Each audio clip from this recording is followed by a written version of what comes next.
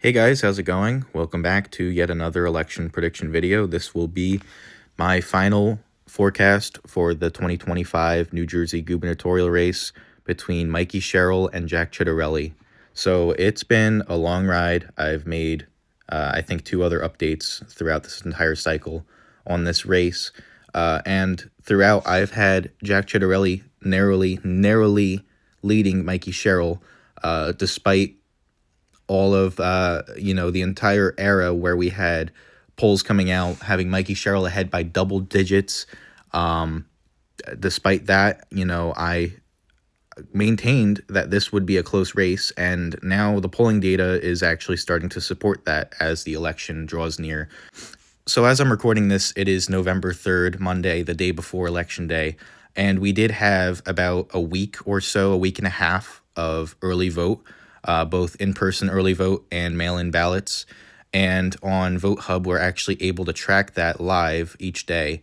And so what we can see here, 66% of Republicans have returned their mail-in ballot, about 67.5% of Democrats, and 45.9% others. In New Jersey, unaffiliateds historically almost always break for the Republican candidate.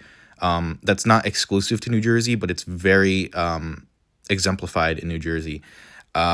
So overall, including mail-in ballots, early vote, Democrats do have a lead as expected in a blue-leaning state like New Jersey. So far, about 1.2 million votes have been received. And if we look exclusively at early in-person voting, we can see that Democrats do have a slim lead of about 5 points between Democrat and Republican. If you include others, which is, unaffiliateds and third party, they make up about 22% of the early in-person vote. So about 600,000 total early votes in person. This isn't disastrous for Jack Ciattarelli, but it's also not where he would ideally be at this point. It's expected for Democrats to lead the early vote. I was hoping if they were going to lead the early vote that it would be by more so like 2 points. We did see, I think 1 or 2 days out of the early vote, Republicans did lead. But it's important to note, too, that this is exclusively party affiliation. This does not translate directly to votes for either candidate. You have obviously crossover support from both parties, and we don't know who independents are going to vote for. Obviously, we know that they're inclined to vote for the Republican, but we don't know the exact figure yet. So really, this isn't definitive data in any regard. For people dooming and saying, oh, well, this isn't where Jack needs to be with the early vote. And, we don't know what Election Day is going to look like either. Obviously, if you're Jack Ciattarelli or a Republican, you're banking on immense Election Day turnout. And that's what I think is going to happen. But if we're judging exclusively off early vote data, then Mikie Sherrill does have a slim lead here. But again, we don't know what's going to happen tomorrow. And that's ultimately what's going to decide this election, especially with by how much independents break for Jack. I'm convinced that Jack's going to win independents. That's been consistently ruled in polling data. It's simply a matter of by how much. If he manages to win independents by more than 10 points, which I think is likely, then he is in a good spot to win this election. So what do the polls look like right now, the day before Election Day? Well, they have Mikie Sherrill leading and the RCP aggregate by just 3.3 points. If you go back to 2021, the RCP aggregate had Phil Murphy, the incumbent Democrat governor, leading by 7.8 points, and he ultimately only won by 2.8. So Mikie Sherrill is leading by about a little bit more than what Murphy actually won by in 2021. So what does that mean? We don't know for sure if there's going to be a polling miss akin to 2021 or even 2024, but it's very likely because none of these pollsters have updated their methodology in 4 or 5 years. They're just going to double down on what they've been doing. And that's part of the reason why the university I go to actually refused to drop a poll for this election cycle because they were too afraid of being inaccurate again. But Essentially, if there's even a fraction of the polling error that we saw in 2024 or 2021, Jack Ciattarelli is the favorite. But we simply don't know for sure if that'll be the case. I do think that no matter what, the polls are going to underestimate Mikie Sherrill. I just don't know if it's going to be by the same magnitude as they did Phil Murphy. But I do want to focus on one poll in particular. So Atlas Intel dropped their final poll. This is the final public poll listed in most aggregates. And essentially what they found is that this race is within the margin of error. So they found that Mikie Sherrill is leading by 50.2% and Jack Ciattarelli is trailing by 49.3%. The margin of error is 2 points, so this is well within the margin of error, meaning that this is a statistical tie. And Atlas Intel was, in fact, the most accurate pollster from the 2024 presidential cycle.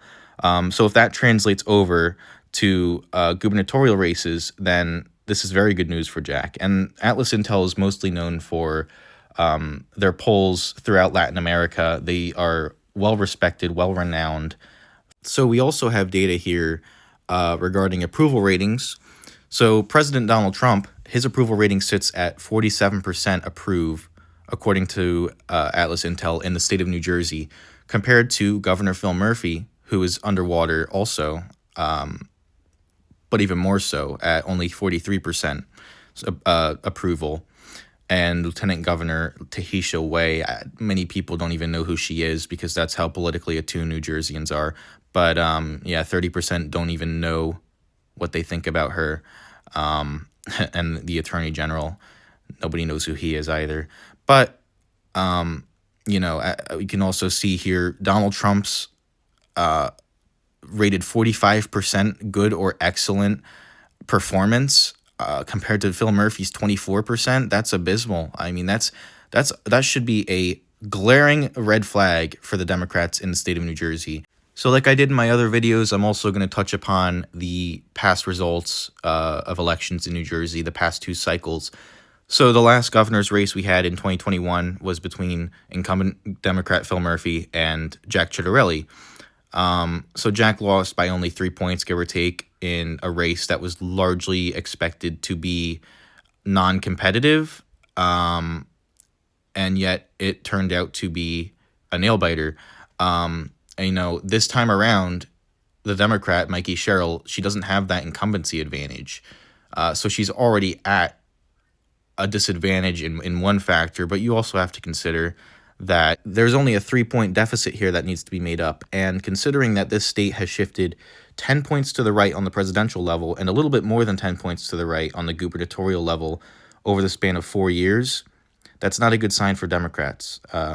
And to only have to make up a 3-point deficit as Jack Ciattarelli, that's a good position to be in, considering it's most likely that this state is only going to shift further to the right this cycle. It's only a matter of, can it shift more than 3 points to the right from 2021? And here you can see the 2024 presidential election results in New Jersey. Trump got a smaller percentage of the vote overall across the state, but he did make improvements in certain areas. For example, Passaic, he was able to flip Passaic County. That's a county that Jack lost last time around. And he did suffer in counties like Morris, and across South Jersey, he didn't quite get the same numbers that Jack got. He was able to hold on to the same counties that Jack got, but he did bleed some of the support. I think this can mostly just be attributed to the fact that Jack Ciattarelli ran a much more moderate campaign in 2021, and that resonates a lot more with suburban voters in a state like New Jersey. Again, we are a blue-leaning state historically. But, again, just 12 years ago, we did have a Republican governor, Chris Christie, who served 2 terms. So really, when you think about it, on the presidential level, we vote furthest to the left. And on the gubernatorial level, we vote furthest to the right. We tend to be a purple state when it comes to electing governors. We tend to be blue-leaning when it comes to presidential and senatorial elections. So where do I think the election stands just 1 day away? Well, all I can say definitively is that it's going to be a nail-biter. More so than 2021. And I really honestly think either candidate could pull it out, but I can definitely show you what I think the county results will look like. So we're going to go through from least competitive to most competitive, as always. On this map, I already filled out the counties that either candidate will win by at least 10 points. That includes almost all of South Jersey and almost all of Northwest Jersey, as well as pretty much any urban county. So least competitive county that hasn't been filled out on this map is going to be Morris. I'm going to give Morris to Jack in the likely column, not safe. I think he barely misses out on winning this county by safe. I think he wins it by about 9 points because it is a large portion of Mikie Sherrill's district, and I think that's going to help her a little bit. But that's really the only county that Jack's going to underperform in from his last attempt. Other than that, we have the county of Middlesex. Middlesex, Mikie Sherrill's going to hang on to it by about 5 points. So that's barely in the likely category. He's going to improve in Middlesex marginally. And from there, we head to Passaic. Passaic, he's going to win by a lean margin. I think he'll win it by 3 to 4 points. Trump was able to win Passaic. Jack didn't win Passaic last time, but I think Latino turnout is going to help boost Jack over the edge in Passaic. And then we have Bergen. Bergen's going to be very close. Bergen, I think Mikie Sherrill barely hangs on by less than a point, so we'll have that in a tilt category. And then we have Somerset, where Jack Ciattarelli is from. I think Jack Ciattarelli is going to flip Somerset very narrowly. He'll win it by less than a point there as well. And then we just have Burlington.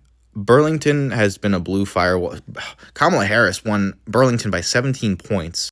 So, like, while I'd love to say Burlington has a chance of flipping, I don't see Jack Ciattarelli winning Burlington simply because of the urban development along the Delaware River. But what I will say is the margins are going to narrow. Mikie Sherrill's definitely not going to win Burlington County by 17 points. She'll be lucky to win it by 3. So we're going to put it in the lean category. And so that is pretty much what I think the county maps will look like. What does this translate to in the raw vote, in the popular vote? Pretty much neck and neck. If Jack is able to win Bergen, then I think he runs away with this election. If Mikie Sherrill hangs on to Somerset, then she probably hangs on to the governorship. But we'll see. We'll see what happens tomorrow. Honestly, I'm not comfortable calling it for a single candidate because that's the nature of how close this election will be. And that's what I am most confident in. If I could make any call right now, it would be that this election will be closer than 2021. Jack Ciattarelli has a very real chance at winning this election. I'd say the odds are about 55 to 45. 55 in favor of Mikie Sherrill, 45 to Jack Ciattarelli. So that's really it. So pretty much what we have here is a coin toss election. Again, I just think that this is going to be so close. I'm simply not comfortable calling it for either candidate. If you know anything about me, you'll know that I hope that Jack Ciattarelli wins. I am a Republican. If you couldn't tell from my previous videos, I try to keep it as objective as possible, and I try to hide my bias, but I am a Republican. I did vote for Jack Ciattarelli on day 1 of in-person early vote. I mean, I'm hoping he wins, but I do recognize the competitive nature of this race, and that's really all I can offer right now. So we'll see what happens tomorrow, and whoever wins, I just hope that they're able to get costs of utilities and cost of living to a reasonable spot so that people don't have to keep fleeing the state. And at the end of the day, I wish success for whoever is victorious. And I hope they put New Jerseyans first. So yeah, that's pretty much all I have for you guys. Stay tuned for a post-election analysis video. That'll be coming sometime soon after the election, probably within a week. And I will go through the results, and hopefully I'll be pretty close in my projection. But if not, I will be glad to explain why I was wrong or why I was right. So yeah, if you guys enjoyed, please leave a like and subscribe, and stay tuned.